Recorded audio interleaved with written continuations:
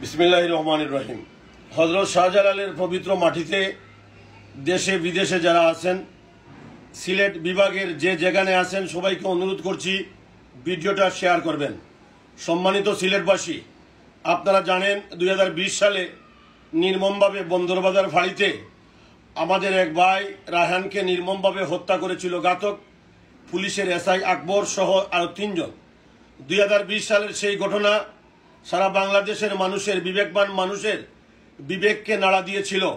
সিলেটের দেশে বিদেশে যারা ছিলেন, আমরা তৎকালীন সরকারকে আলটিমেটাম দিয়েছিলাম, যদি আকবরকে গ্রেফতার করা না হয়, যদি রায়হান হত্যার আসামিদেরকে গ্রেফতার করা না হয়, তাহলে সিলেটের সাথে বাংলাদেশকে আমরা বিচ্ছিন্ন করে দিব।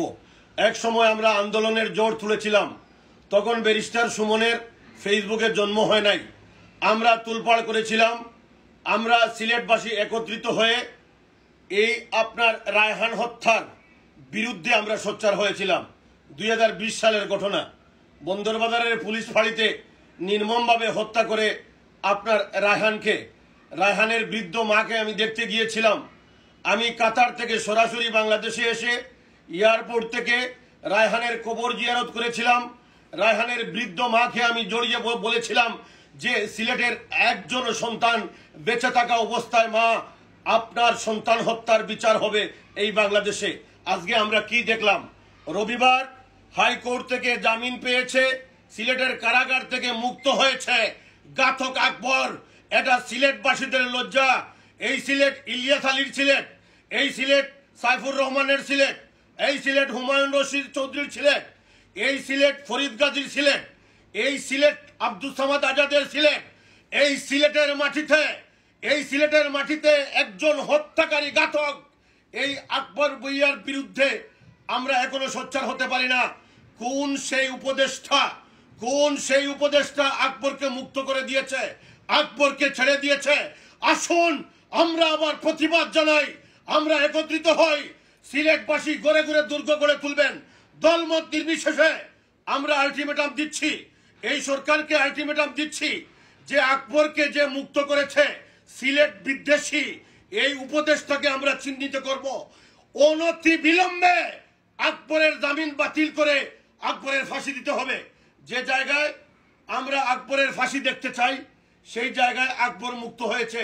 এটা সিলেটের জন্য লজ্জা, সিলেটবাসীর জন্য লজ্জা, এই সরকারের জন্য লজ্জা। আমরা যারা সিলেটের সন্তান, আমরা যারা দেশে বিদেশে আছি, আমি আপনাদের কাছে একটা প্রশ্ন করছি যে সিলেটের এই মার কাছে আমরা কি জবাব দেব?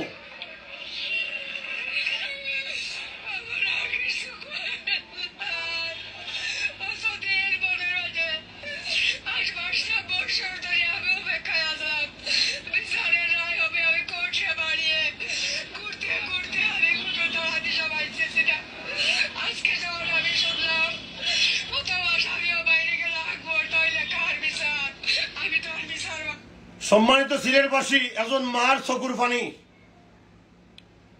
রায়হানের মার চকুর পানি আমরা বরদাস্ত করতাম পারি না। 24 ঘন্টার মধ্যে আকবরের জামিন বাতিল করিয়া, আকবরের গ্রেফতার করিয়া আমরা আকবরের ফাঁসি চাই। আকবরের ফাঁসি দিতে হইব। সিলেটের প্রত্যেকটা ঘরে ঘরে প্রত্যেকটা যুবকরে হইয়ার আপনারা এই ভিডিও ভাইরাল হরক্কা। কে উপদেষ্টা? কোন সেই উপদেষ্টা আকবরের ছাড়ছে? আকবরের দরিয়া আনো, আকবরের ফাঁসি চাই, ফাঁসি।